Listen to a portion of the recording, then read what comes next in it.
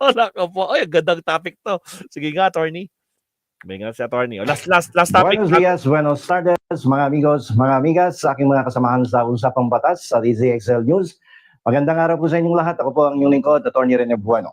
Ang pag-uusapan natin ngayon ay ang pinakamainit at pinakapersonal na pag-atake sa Administrasyong Marcos ni Senator Amy Marcos laban sa kanyang kapatid na si Pangulong Ferdinand Bongbong Marcos Jr. Ito po ay hinggil sa matagal na unang paggamit ng cocaine at marijuana. Lumang issue na muling binubuhay ng sariling kapatid. Sariling laman at dugo. Ayusin mo ang sarili mo.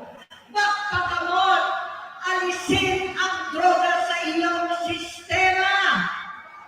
Itama ang mali, labanan ang adiksyon. At ako, hindi kailanman aalis sa iyong tabi.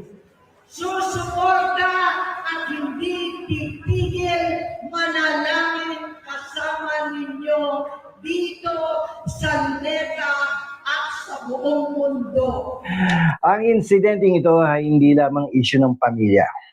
Ito ay isang sukdulan at kalkuladong hakbang sa patuloy na pagkakawatak-watak sa politika, lalo na sa pagitan ng kampo ng Pangulo at mga kaalyado ni dating Pangulong Rodrigo Duterte. Alam niyo po, itong pahayag ni Senator Amy Marcos na binitawan niya sa isang malaking rally ng Iglesia ni Cristo nung nakaraang linggo diyan sa Luneta Park ay may dalawang pangunahing punto. Medyo nagtaka ako ba't nagbitaw ng ganitong pananalita itong kapatid ng ating Pangulong Marcos. So, yung pangunahing akusasyon niya, matagal na daw gumagamit si Pangulong Marcos Jr. ng ipinagbabawal na droga. Yung tawagin natin ay cocaine. Simula pa daw noong kanilang kabataan at ito raw ay lumala kasama ang unang ginang. Abay, seryosong akusasyon to. At ito ay ikinakabit niya yung aligasyon na yan ng paggamit ng droga sa mga suliranin ng gobyerno. Ang muna ay korupsyon, kawalan ng direksyon at maling desisyon ng administrasyon. Korupsyon, no? Parang sapatos nisyon.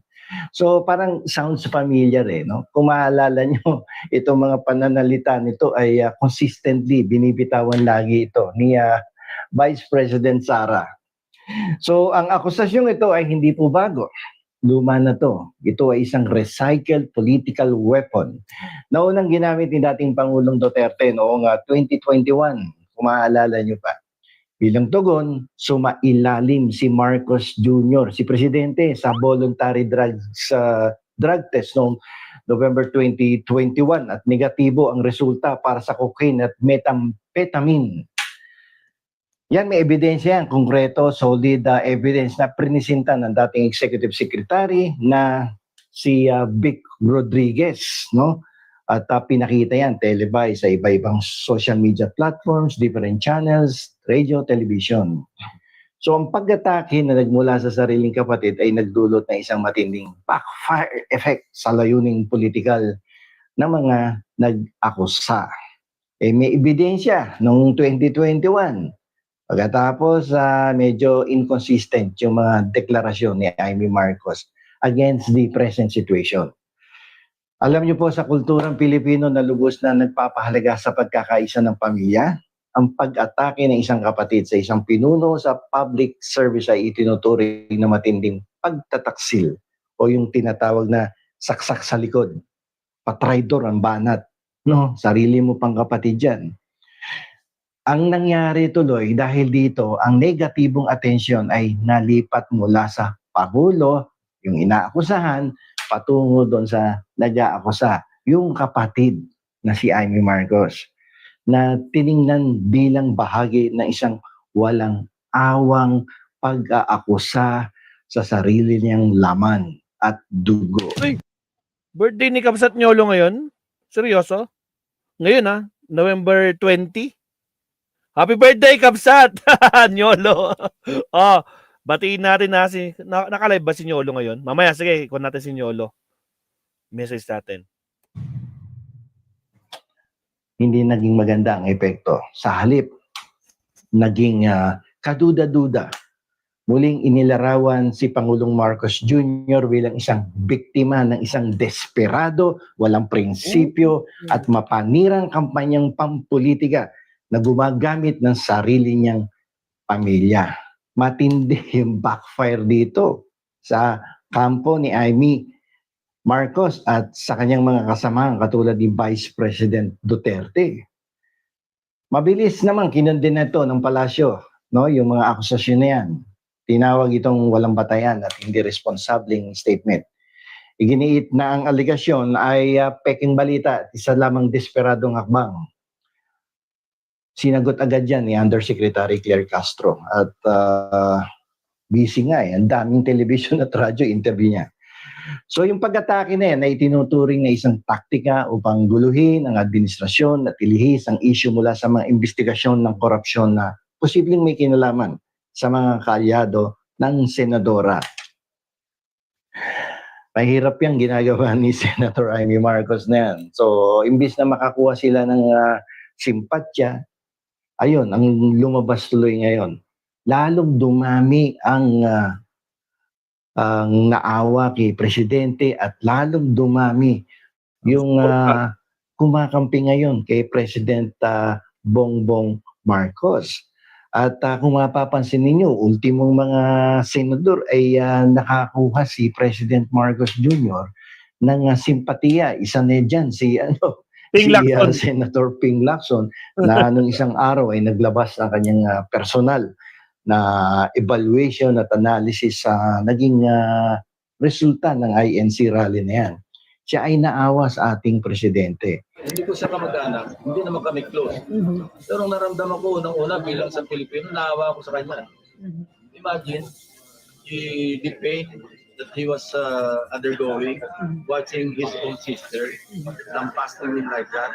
Kasi kung mapapansin nyo naman ang ating presidente ay hindi naman talaga nagre-retaliate or bumabawi agad kapag may umakusa sa kanya eh. Kung matatandaan ninyo, yung 2016 elections, no, yung presidential, kandidato siyang vice president, eh halos durugin yan sa entablado ng kanyang mga kalaban tungkol doon sa mga korupsyon na ibinintang sa kanyang ama na si Ferdinand Marcos Sr. Talagang lahat ng panlalait. Eh di lalo na noong 2022, abay sobrang talagang binugbog yan during the campaign period. Pero kung mapapansin ninyo, may isang ugali itong presidente na to. Hindi bumubuelta pabalik sa kalaban at hindi siya nagsasabi ng masasamang salita laban sa kanyang mga kalaban, laban sa mga nagkikriticize sa kanya, laban sa mga umaalipusta sa kanya. Kahit gaano kabigat ang bintang, kahit gaano kasama ang mga akusasyon, pansinin ninyo, walang ibinabalik na masamang pananalita ang ating presidente.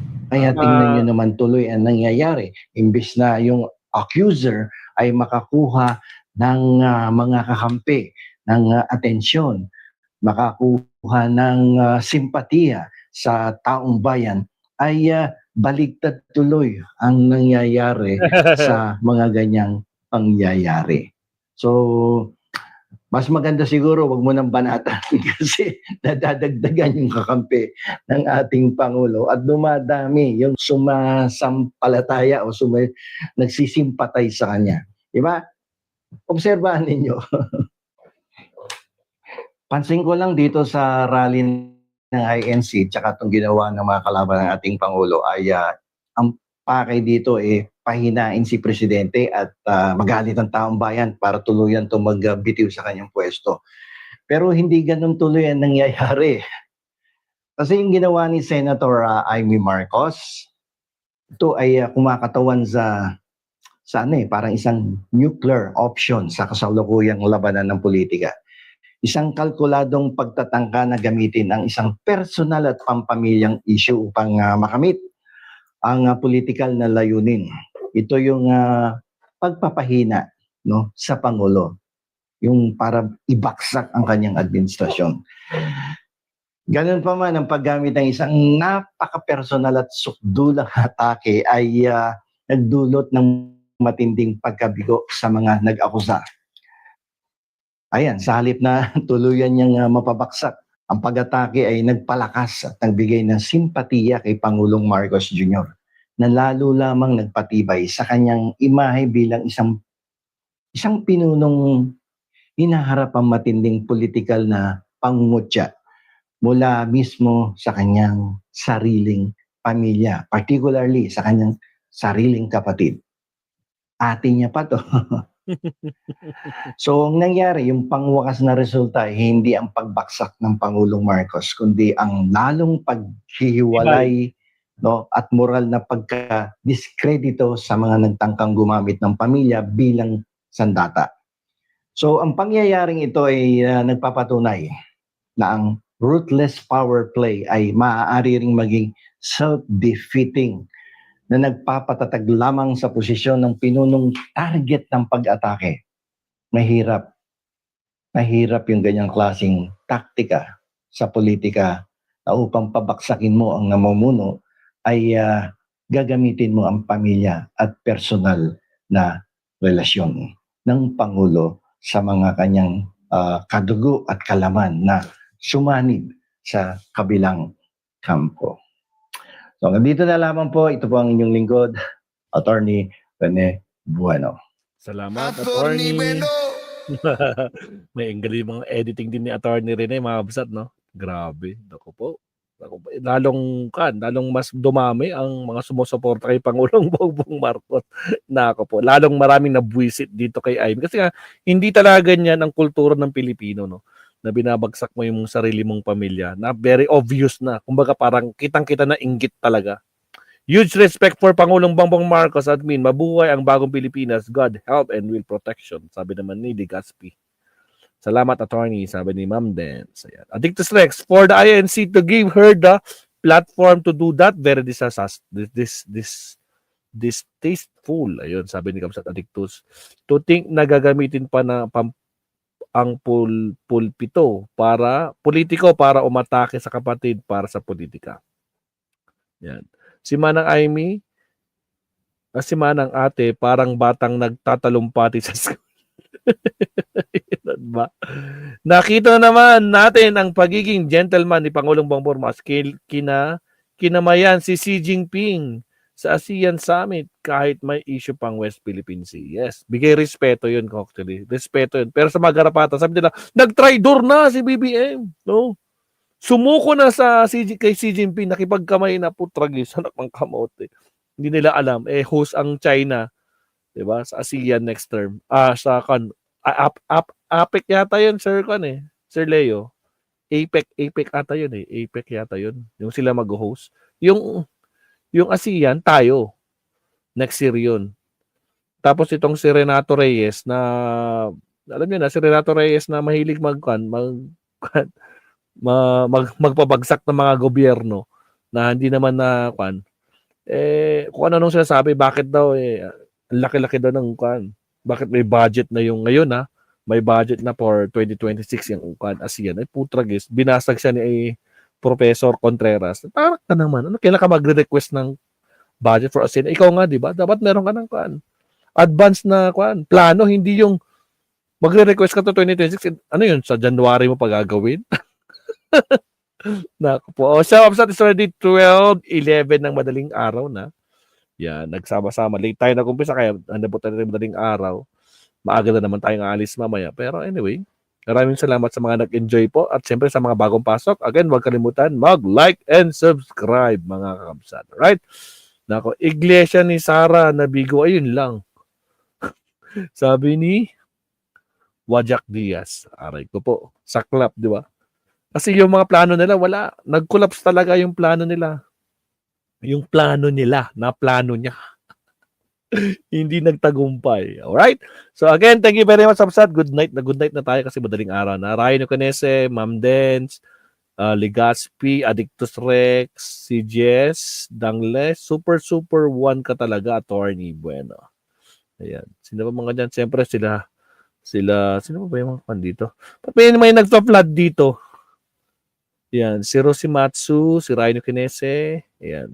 Si Leonardo Ansag, sino ba? Si Becca, may love shoutout din. Yuki Sawaki, ayan. At sa lahat po, good night mga kabsat. Sana nakuha natin. Todo support pa rin kay Pangulo. Hindi natin bibitawan si Pangulong Bongbong Marcos. Alright? So, good night mga kabsat. Hanggang sa muli, kita-kits tayo sa ating next live stream. Good night mga kabsat. Bye-bye.